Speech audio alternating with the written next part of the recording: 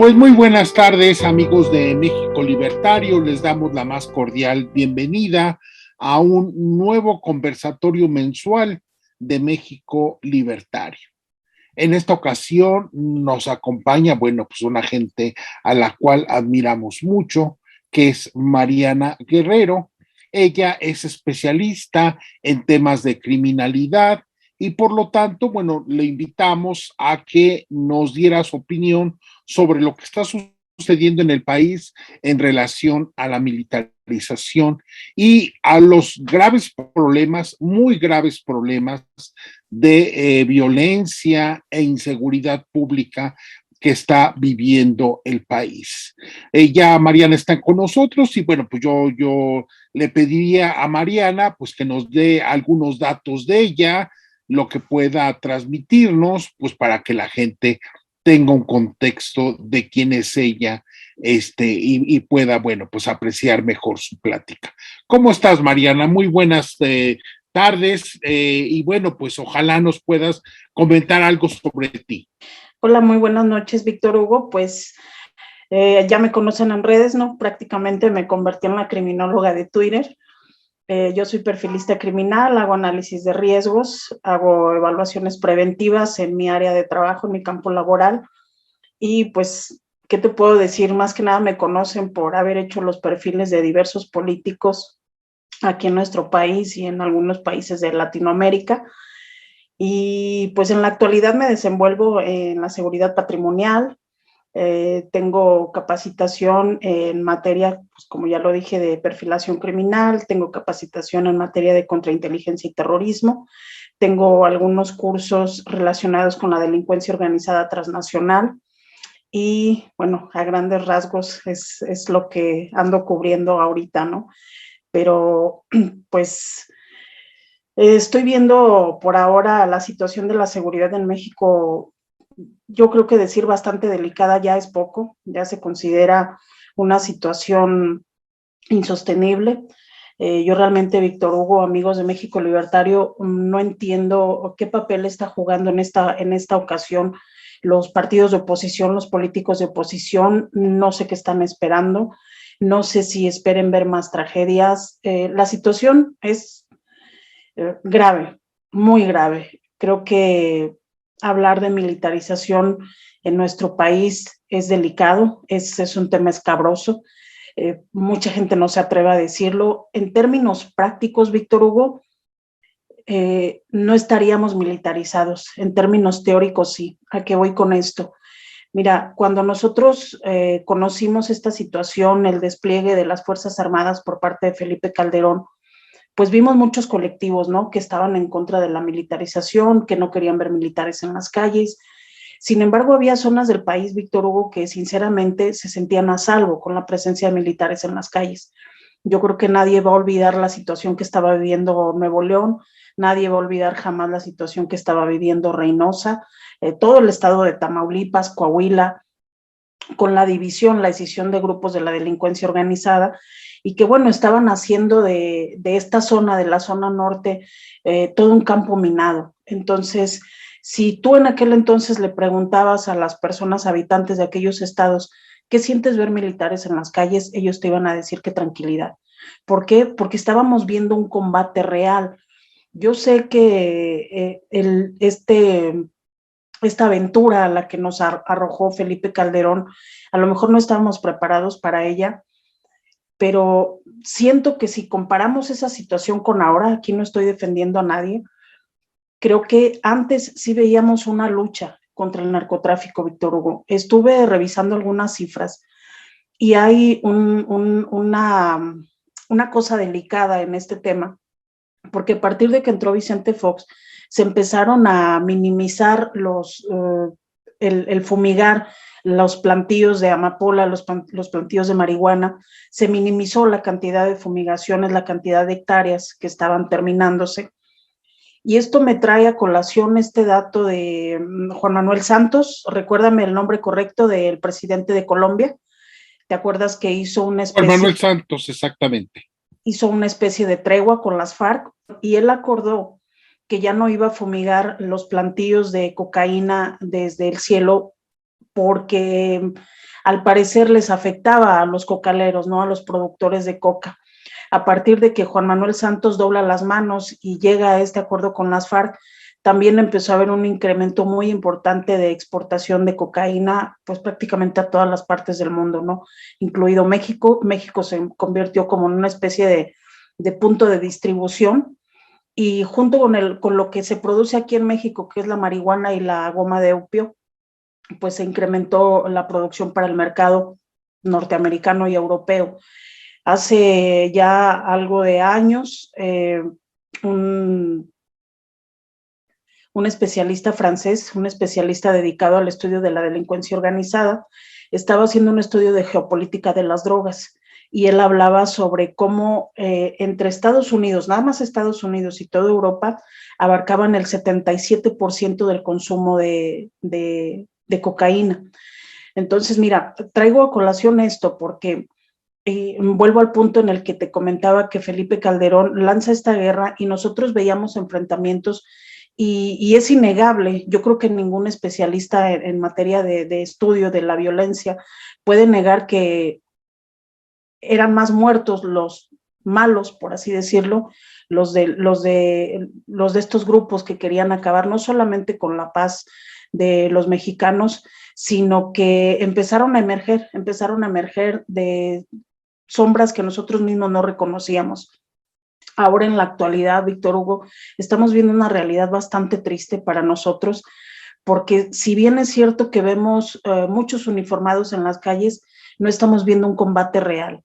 Porque, mira, estaba revisando unas cifras. Para abril del 2022 teníamos nosotros desplegados 104,839 militares en todo el país, y donde más había militares, arriba de 10,000, era en la Ciudad de México.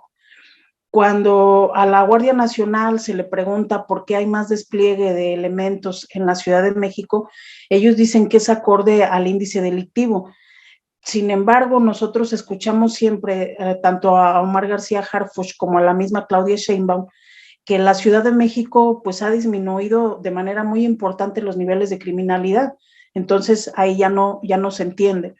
Creo que está habiendo no nada más una epidemia de desinformación, Víctor Hugo, está habiendo problemas muy serios de comunicación entre las instituciones, pero sobre todo están dejando a ciegas a la sociedad civil, que se esmera y se esfuerza y pone muchos recursos de su parte, horas hombre, para estudiar el fenómeno, y no podemos obtener nosotros, Víctor Hugo, cifras reales de lo que está pasando en nuestro país acerca de incautaciones, acerca de desarme, acerca de eliminación de plantíos de amapola o marihuana.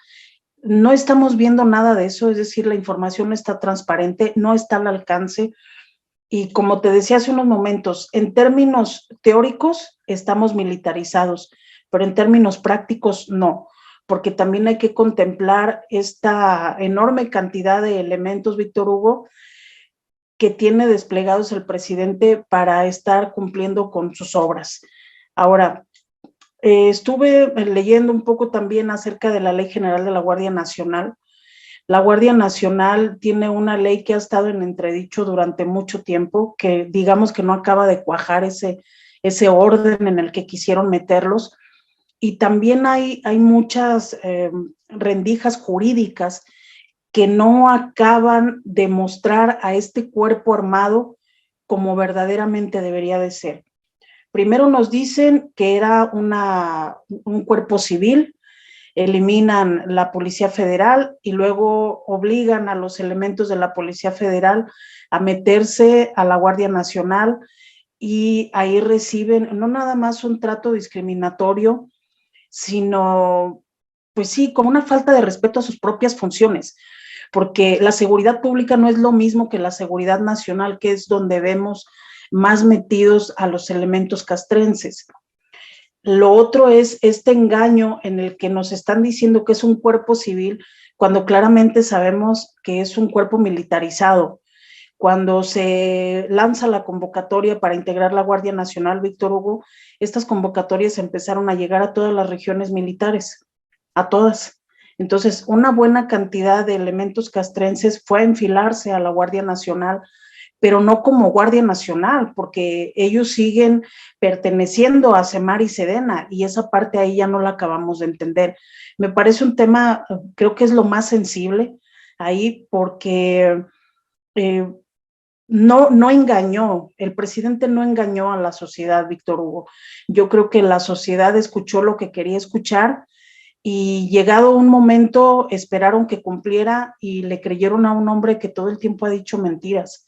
Entonces, creo que las intenciones del presidente sí efectivamente es militarizar las calles, pero creo que sabe perfectamente, él y su gabinete de seguridad saben perfectamente que la presencia de uniformados en las calles ya no inhibe la conducta delictiva. Antes sí había esa sensación de seguridad que cuando tú veías una patrulla, pues tú decías, bueno, está persuadiendo, ¿no? Está inhibiendo las conductas delictivas, está inhibiendo el pandillerismo, está inhibiendo las peleas campales, está inhibiendo posiblemente las violaciones o las agresiones o no sé, el conducir ebrios, ¿no? A lo mejor estábamos pensando eso y sí ocurría, pero la conducta del delincuente evoluciona de manera muy peligrosa y creo que las autoridades van no un paso atrás, van varios pasos atrás y el delincuente ya aprendió que no le van a disparar, el delincuente ya aprendió que esa máxima de abrazos no balazos es real, para ellos es real. Entonces, los balazos sí vienen contra la ciudadanía de bien y los abrazos van para los delincuentes. Eso lo hemos visto y yo creo que nos queda más que claro, Víctor Hugo. De entrada es lo que te comentaría, es una situación, como te decía, lamentable porque la sociedad está a ciegas en cuanto a datos y la sociedad está indefensa porque no tenemos cuerpos de seguridad que vayan a ver por nosotros. Eso es lo más lamentable de ver tantos uniformados en las calles y no tener la seguridad, Víctor Hugo, de que en determinado momento, cuando se desate una agresión contra nosotros, los cuerpos de seguridad vayan a actuar porque sí tienen prohibido desatar balaceras, sí tienen prohibido crear enfrentamientos y estos encontronazos que se han estado dando de cuerpos de seguridad con civiles armados, por ejemplo, en la frontera, no deja de ser lo mismo que ya vimos durante el sexenio de Calderón, durante el sexenio de Peña Nieto. La forma en la que ha trabajado la seguridad, los gobiernos de la frontera, es muy diferente a cómo la pueden enfrentar en Oaxaca, en Chiapas, en Guerrero. Creo que nosotros ya nos hemos podido percatar de esa enorme diferencia que hay, porque digamos que en el norte nos acostumbramos a ver esa violencia. Toda la zona norte del país, todo lo que es Nuevo León, Tamaulipas, Coahuila, Ciudad Juárez, todo el estado de Chihuahua, nosotros ya estábamos acostumbrados a oír de las cifras que se desataban ahí, que se iban a la alza, pero yo creo que muy pocas veces, contadas veces, Víctor Hugo, habíamos visto el nivel de violencia que se está desatando en Guanajuato, en Zacatecas, en Guerrero, en Oaxaca, en Chiapas. Eso no lo habíamos visto. Entonces, hay una dispersión de la actividad criminal, hay un andar a sus anchas y tenemos un gobierno que sencillamente no está haciendo nada. Si hay personas ilusas en el gabinete que están creyendo que la presencia de uniformados en las calles está persuadiendo la actividad criminal, creo que no es por ahí y tuvieron muchos meses al principio de esta administración como para haberse dado cuenta.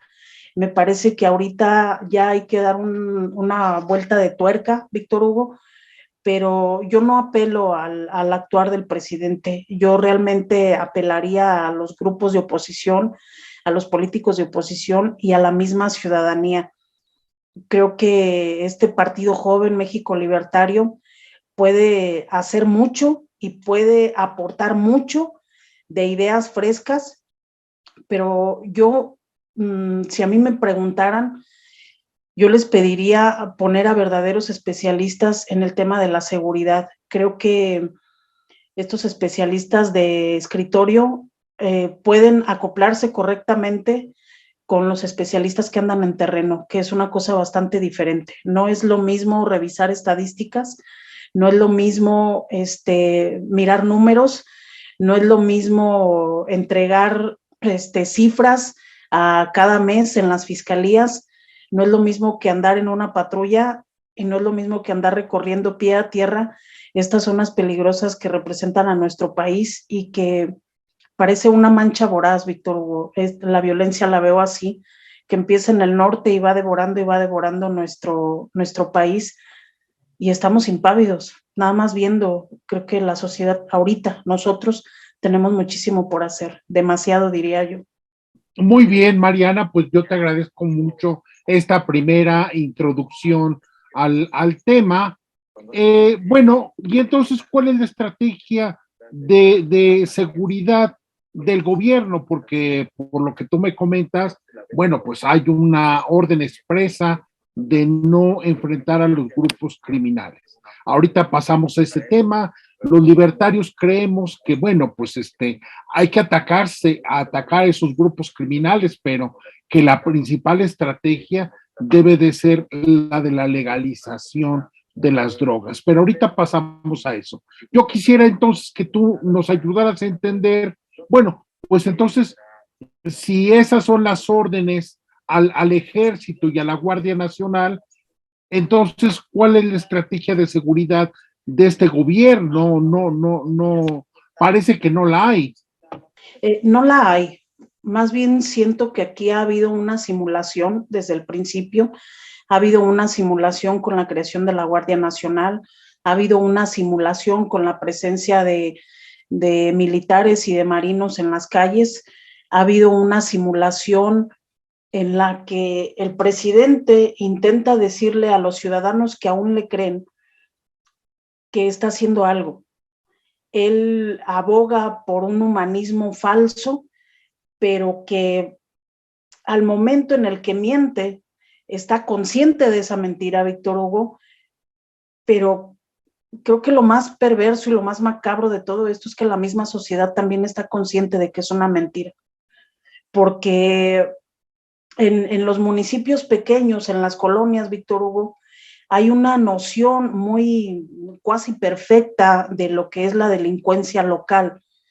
Si tú vas a una colonia con un alto índice de criminalidad, todos los vecinos saben quién es el delincuente de la colonia, todos los vecinos saben quién es el borracho, todos los vecinos saben quién es el que golpea a su mujer, todos los vecinos saben qué mujer golpea a su marido, todos lo saben, ¿me entiendes? Y todos saben que al delincuente, al que asalta, al que se mete a robar a las casas, lo pueden meter a la cárcel una y otra y otra y otra vez y no va a cambiar. No va a cambiar porque ese es su modus vivendi, esa es la forma en la que ellos han adoptado una forma de vida e incluso la familia, su núcleo familiar entiende que su trabajo es robar y asaltar. Y te digo, los vecinos saben que no va a cambiar. Entonces, cuando yo escucho, yo les llamo los románticos del derecho, Víctor Hugo, cuando yo escucho a abogados, cuando yo escucho a activistas decir, es que la estrategia no nada más debe ser punitiva. Creo, Víctor Hugo, que con esta reforma que se implementó a partir del 2008, del sistema penal acusatorio, creo que se volvió hipergarantista, creo que le dio o le restó más bien autoridad a las propias autoridades, aquellos encargados de hacer valer la ley, y ahorita te comento por qué. Creo que nos fuimos de un extremo a otro. Yo no estoy de acuerdo en absoluto, Víctor Hugo, con que a un delincuente se le torture para que diga la verdad. No estoy en absoluto de acuerdo en que a un delincuente o a un presunto delincuente se le tenga por tal antes de comprobárselo. Yo creo que el trabajo de investigación es arduo, creo que la exigencia de la sociedad debe de ir encaminada a entender los procesos de investigación de un delito, sea cual sea, y creo que debemos ser nosotros mismos respetuosos de esa figura de autoridad. Ahora, ¿por qué te digo que se volvió hipergarantista? Mira, el delincuente siempre está buscando cómo brincarse las leyes, el delincuente siempre va a buscar la forma de evadir aquello que le estorba, porque para ellos las leyes son un estorbo. para ellos las leyes se hicieron para otros, pero no para ellos, porque ellos pueden vivir como lo están haciendo. Volviendo al tema de la frontera norte, mira, cuando se implementa el sistema penal acusatorio, recordemos que Chihuahua fue el primer estado en implementarlo en su totalidad. Hubo un momento, Víctor Hugo, en el que las fuerzas de la ley agarraban a un presunto delincuente y ese presunto delincuente hablaba con su abogado y acusaba a los policías de haberlo golpeado. Entonces, ellos solían golpearse o solían tener altercados dentro de las celdas y luego le echaban la culpa a los policías. ¿Sí me entiendes? Es decir, ellos veían un área de oportunidad en este garantismo que se les brindó con el sistema penal acusatorio.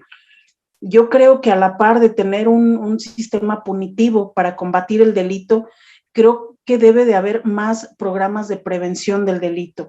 Mira, cuando se está creando los cuerpos de la Guardia Nacional, no sé si te acuerdas que decían que ellos iban a investigar los delitos, que ellos iban a funcionar como primeros respondientes, que ellos iban a aprender a investigar un hecho delictivo en su totalidad, pero cuando ves la capacitación que ellos tienen, que es casi nula, yo no puedo creer que en 2 o 3 meses se conviertan en criminalistas, no puedo aceptar que en 2 o 3 meses se conviertan en abogados porque incluso les dan cursos de derechos humanos. Y me parece que esta capacitación, lejos de ser real, es nada más una pantalla. Y vuelvo al tema de la mentira, vuelvo al tema del autoengaño. ¿Te puedes imaginar tú que 984 horas, que era lo que duraban los cursos al principio, puedas tú tener elementos 100% capacitados para saber a cuántos metros a la redonda deben de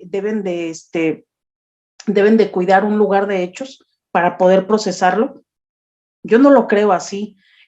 Con 984 horas van a saber embalar los indicios, con 984 horas van a saber interrogar y van a saber la diferencia entre un interrogatorio y una entrevista. Yo no lo creo, yo no lo creo. Por eso te digo que es un autoengaño. Esto es como un espejismo de lo que el presidente quiere que creamos, porque yo insisto, Andrés Manuel sabe perfectamente lo que está haciendo, sabe perfectamente que no está funcionando y sabe perfectamente que la Ley General de la Guardia Nacional no es ni de entrada apegada a la legalidad.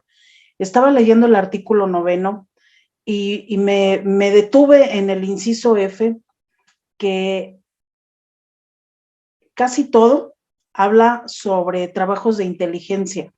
Casi todo el artículo 9 habla sobre cómo los elementos de la Guardia Nacional pueden hacer trabajos de inteligencia y andar, pues sí, vigilando a cualquier ciudadano, pedirte tu teléfono en la calle y ahí remarca al final con pleno respeto a los derechos humanos. Sin embargo, cuando vemos las cifras, vemos también que hay una alza en el índice o más bien en el número de violaciones a derechos humanos por parte de los elementos castrenses. Yo creo, Víctor Hugo, que no podría yo asegurarte que los elementos castrenses son malos. Lo que sí te puedo asegurar es que no tienen una capacitación completa. Y tan solo, no nada más es eso, sino es, por ejemplo, en el hecho de que ellos no tienen una capacitación integral, no tienen cursos de manejo, no tienen cursos de investigación del delito completos, y mucho menos, Víctor Hugo, tienen preparación en materia de prevención del delito. La prevención del delito es primaria, es secundaria y es terciaria, y abarca muchos aspectos de la vida social, y en cada sociedad, aquí estoy hablando de cada ciudad, cada colonia, tiene una idiosincrasia distinta, tiene una, ¿cómo te diré?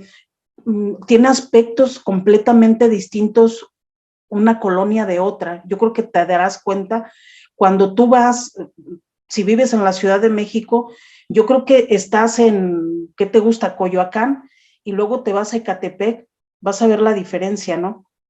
Otra cosa que yo he notado peligroso es esta insistencia del presidente y también de algunos grupos sociales, Víctor Hugo, en estar satanizando la pobreza como culpable de la criminalidad, cuando no es así. Creo que la violencia, la criminalidad tiene muchos rostros Y aún cuando pudiera ser un factor, la pobreza no es un factor determinante.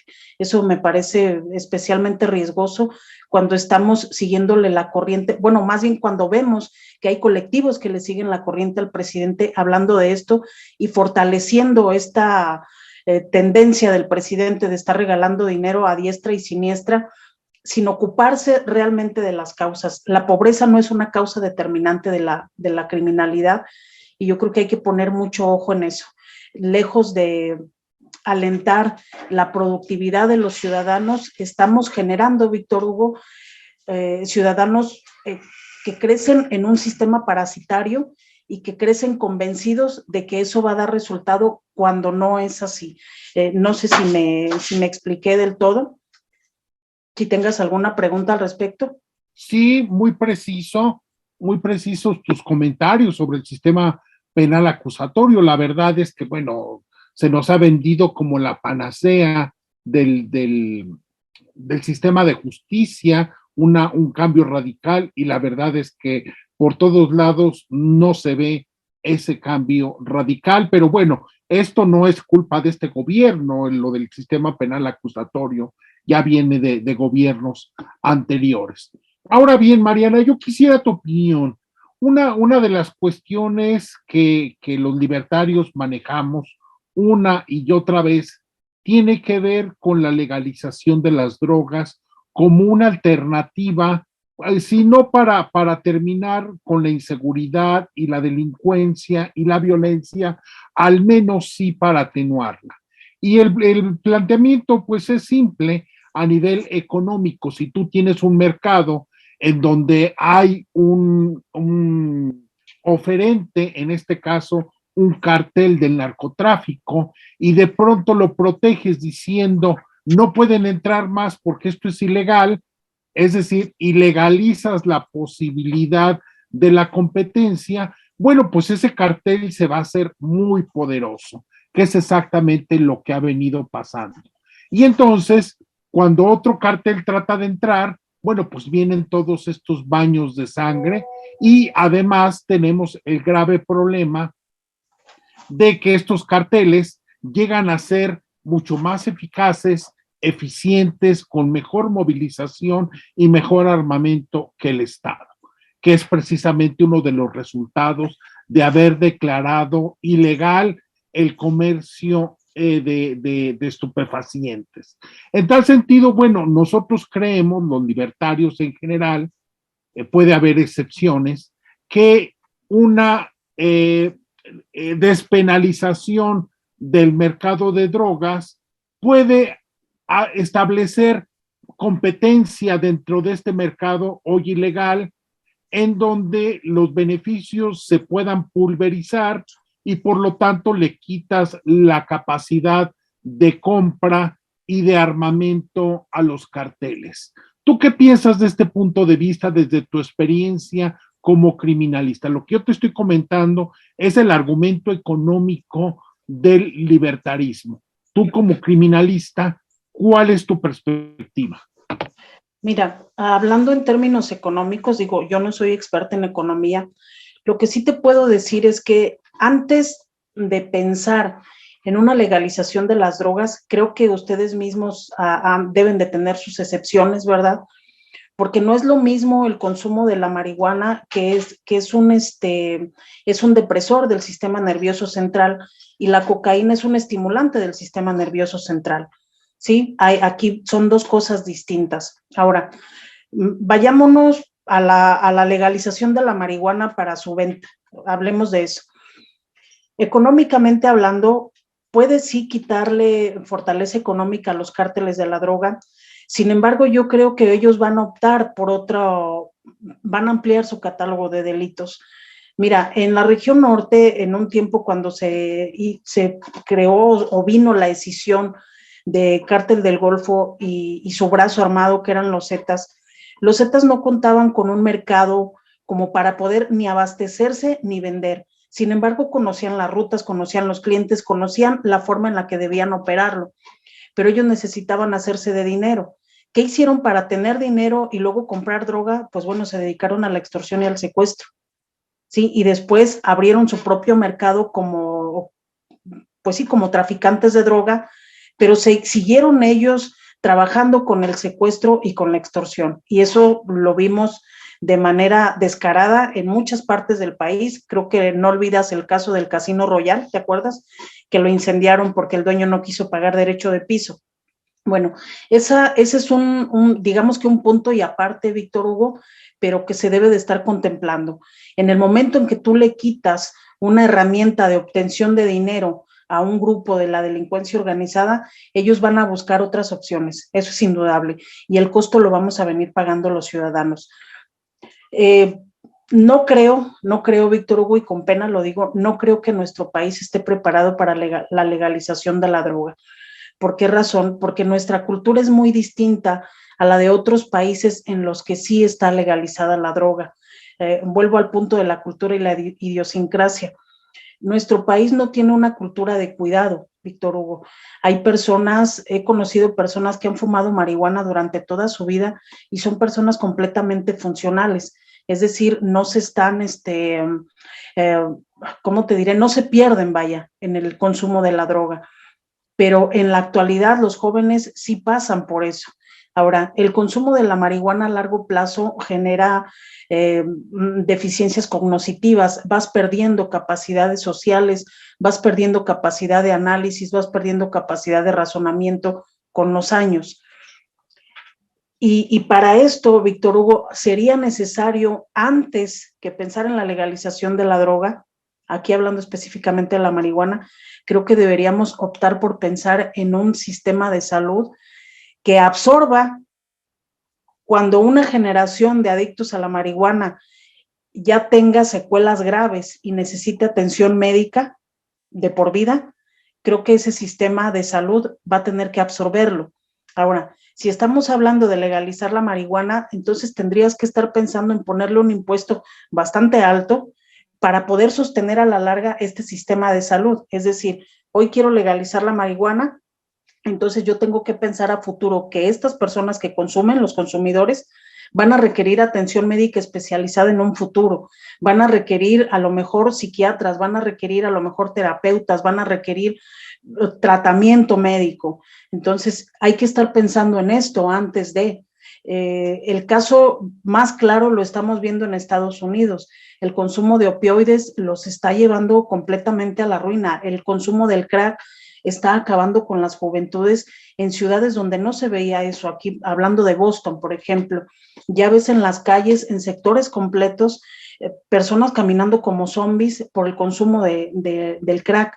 Y eso creo que deberíamos de estarlo viendo con lupa nosotros si estamos pensando en una de esas opciones. Vaya, lo que te quiero decir es que no podemos tomar esto a la ligera. Entiendo el punto de México Libertario, entiendo que el mercado de las drogas es apetecible, vaya, para la economía de un país, pero creo que no estamos preparados todavía, Víctor Hugo. Me parece que nos falta muchísimo. Teníamos no un sistema de salud perfecto, pero sí perfectible. Y ahora con esta situación que estamos viviendo ahora, pues yo creo que decir se fue a la ruina ya resulta poco. Tenemos un sistema de salud deficiente, un sistema de salud que no cuenta ni con lo mínimo, y para pensar en estas ideas muy libertarias, para pensar en estas ideas que favorecerían la economía sin duda, creo que tendríamos que levantar de las ruinas al sistema de salud a donde se está yendo. Ya, bueno, muchas gracias. Mira, no vamos a solucionar los problemas del mundo en esta plática. Los libertarios, bueno, no establecemos distinciones, lo mismo nos da la marihuana que el LSD o cualquier otra droga. Y bueno, suponer que la situación en México se va a descomponer, bueno, yo creo que más descompuesta de lo que ya está, no puede suceder. Y que además es un discurso que yo lo recuerdo desde Vicente Fox, si no es que desde antes, de decir que México, bueno, es un país de tránsito, que aquí no pasa nada, que aquí no se consume, y sin embargo, me parece que esa ya no es la situación. Entonces, yo creo que suponer que se va a poner peor en el futuro sobre una legalización, bueno, pues es básicamente no observar lo que ya está pasando en la actualidad. Pero también estoy de acuerdo con esta crítica que haces al sistema de salud, no al sistema, sino a la incuria, al descuido en el que este gobierno ha llevado a la destrucción de ese sistema de salud, que en este momento no tendría forma de resolver, de atender un enfoque de drogas desde un enfoque de salud, ciertamente. En fin, estas son las desgracias de este gobierno. Y yo quisiera finalizar, Mariana, con, bueno, entonces, si no hay una estrategia de salud, perdón, si no hay una estrategia de seguridad, si no hay un compromiso cierto de el gobierno, partidos de oposición, grupos cercanos al gobierno, ONGs en atender este problema de inseguridad y de creciente violencia, entonces, ¿a dónde vamos? ¿Qué va a suceder desde tu punto de vista? Porque esta situación puede... Yo recuerdo cuando se decía la elección de López Obrador, es que peor no podemos estar. Y sin embargo, ya vemos que peor sí podemos estar. En tal sentido, ¿a dónde vamos? ¿Cuál es tu perspectiva y tu visión de ese futuro en los temas de violencia, inseguridad y militarización? Mira, esto que ha venido pasando, lo he comentado en diversos foros. Cuando Andrés Manuel López Obrador ganó, Víctor Hugo, vi un panorama bastante sombrío justamente en el tema de la seguridad, porque yo escuchaba y analizaba todas las propuestas de él. Pero cuando se empezó a meter directamente con las Fuerzas Armadas, cuando empezó a hablar incluso de desaparecerlas, a mí me parecía muy atrevido. Creo que esto que está haciendo Andrés Manuel López Obrador con las Fuerzas Armadas no solamente es una denostación de nuestras Fuerzas Armadas. Yo creo que un ejército debe existir en un país. Yo creo que un ejército simboliza el orden. Creo que un país como México necesita de un ejército para establecer el orden. Pero creo que un ejército en manos de un personaje como López Obrador es como llevar a un delincuente a un almacén de armas, ¿no? Es como llevar a un delincuente armado a donde se encuentre todos sus enemigos, porque el presidente ve solamente enemigos a su alrededor. Estuve viendo y analizando estos spots de su cuarto informe de gobierno y se rodea a él de la milicia, pero él lo hace con la intención de estar creando una percepción. Mira, la gente, he oído muchos comentarios que dicen, es que el ejército respalda completamente al presidente. Una de las cosas que distingue a la milicia, una de las cosas que distingue a los uniformados es, por ejemplo, en el ejército, el código de deberes militares. Cuando el presidente insinuaba querer desaparecer al ejército, a lo mejor todos nos imaginábamos no sé, dispersar a los elementos, desaparecer a Sedena, ¿no? Porque este tipo siempre ha sido muy extremo. Pero hay muchas formas de desaparecer esa imagen de legalidad, esa imagen de institucionalidad. Y creo que el presidente encontró la forma de torcer las leyes y de aprovecharse de este código de deberes militares que rige la vida marcial y que tiene como base principal, Víctor Hugo, amigos libertarios, la obediencia. El principio vital de la disciplina militar es el deber de obediencia. Eso dice el artículo 2 del Código de Deberes Militares. El artículo 3 dice, las órdenes deben ser cumplidas con exactitud e inteligencia, sin demoras y sin murmuraciones.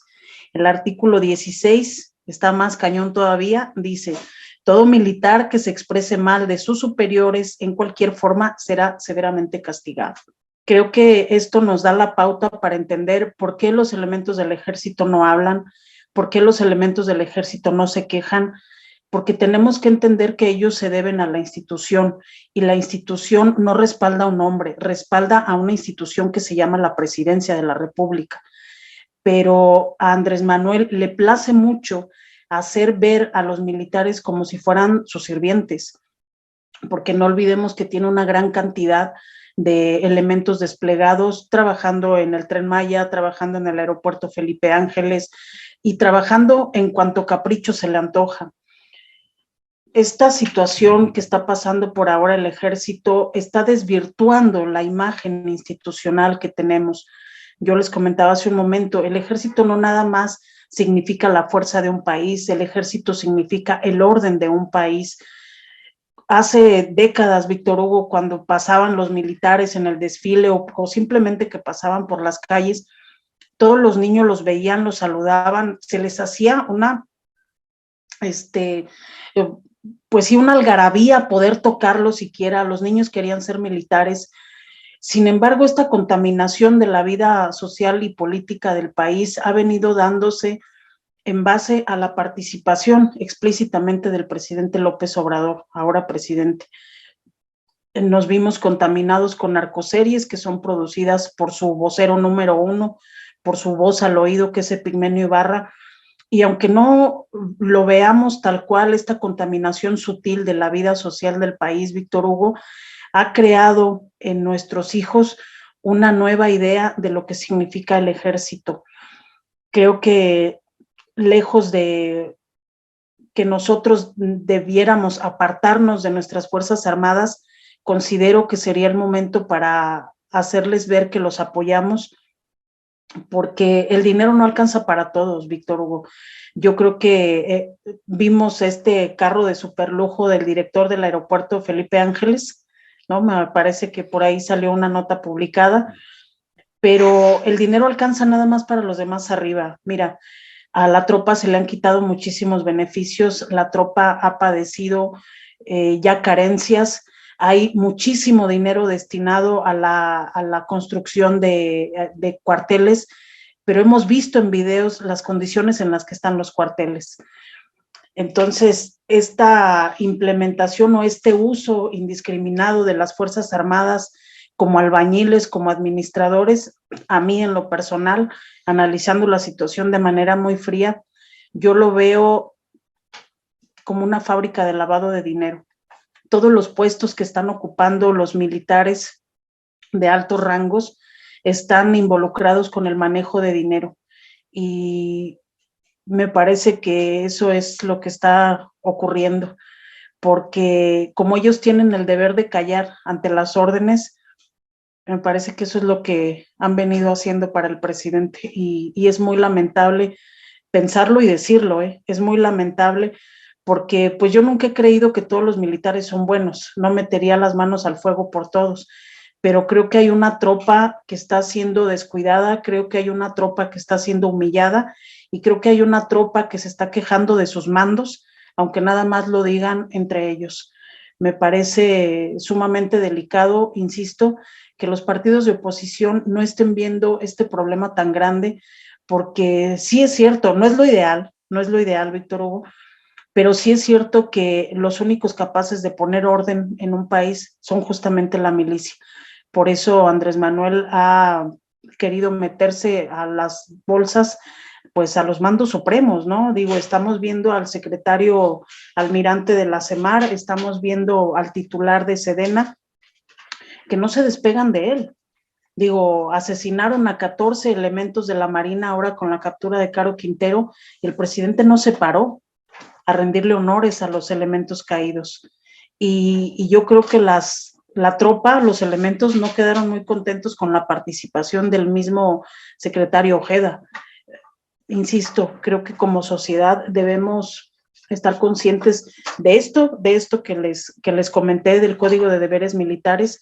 Creo que deberíamos de estar más conscientes del papel que ellos desempeñan en nuestra sociedad y hay que estar bien conscientes de que ellos están entregados a una sola misión, que es proteger a la nación y a sus habitantes. De hecho, cuando tú lees el Código de Deberes Militares, ahí dice que ellos protegen primero a la nación, a su población y luego a su mando supremo, que es el presidente. Ahora, pues te digo, ¿tú crees que ellos van a poder quejarse de lo que está haciendo su mando supremo? Es el comandante de las Fuerzas Armadas. Entonces, hay unas Fuerzas Armadas atadas de manos de determinada forma. Sí, mira, y ante esta situación que estamos viendo, Víctor Hugo, pues prácticamente los tenemos que ver igual de indefensos que nosotros. Traen un arma, pero no pueden usarla, ni siquiera para defenderse ellos. Entonces, creo que lo más prudente a estas alturas, Víctor Hugo, dado que el presidente no puede cumplir con la encomienda número 1 de sus obligaciones, que es darle seguridad a sus gobernados, como bien lo dice en el artículo 89 constitucional, ante esa situación, tal como lo estamos viendo, Víctor Hugo, lo más prudente es que nosotros mismos adoptemos medidas de autocuidado, que nosotros mismos hagamos el hábito de no exponernos a situaciones de peligro, no porque yo les esté diciendo que no son libres, porque creo que ante la libertad está primero la vida. Entonces, si estamos viendo una situación sumamente delicada en el país, hay que apelar primero a salvaguardar nuestra propia integridad y la de los de nosotros, y después ponernos de acuerdo para volver a reestructurar un sistema de seguridad. Obviamente el partido al que pertenece es México Libertario, insisto, lo que decía al principio, pueden aportar mucho, pueden aportar ideas, pero por lo pronto nosotros ciudadanos tenemos que protegernos y estar conscientes de lo que está ocurriendo, dado lo que, pues lo poco o lo mucho que puedo comentarles acerca de cómo vive la milicia su propia vida y cómo pues están sometidos por los propios códigos que los rigen, ¿no? Estamos en una situación delicada, estamos en una situación de tensión extrema y tenemos que abocarnos en cuidar nuestra propia seguridad, Víctor Hugo. Bien, Mariana, pues yo te agradezco mucho tu participación. Yo nada más aclaro que, bueno, el partido es el que tratamos de formar, es el Partido Libertario MX, y que México Libertario, el cual yo presido, bueno, pues es básicamente una organización de divulgación, de análisis, de estudio, y bueno, no tiene nada que ver con cuestión partidista.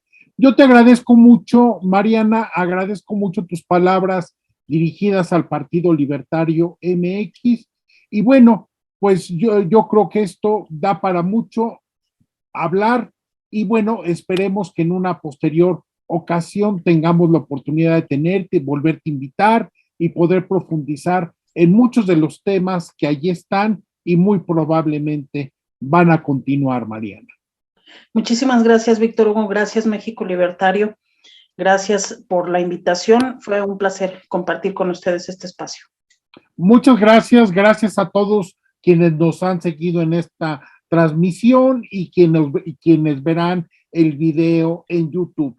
Muchas gracias. Seguimos a sus órdenes y por favor sigan las actividades de Mariana y sigan por favor las actividades de México Libertario. Hasta luego y muy buenas tardes. Hasta luego.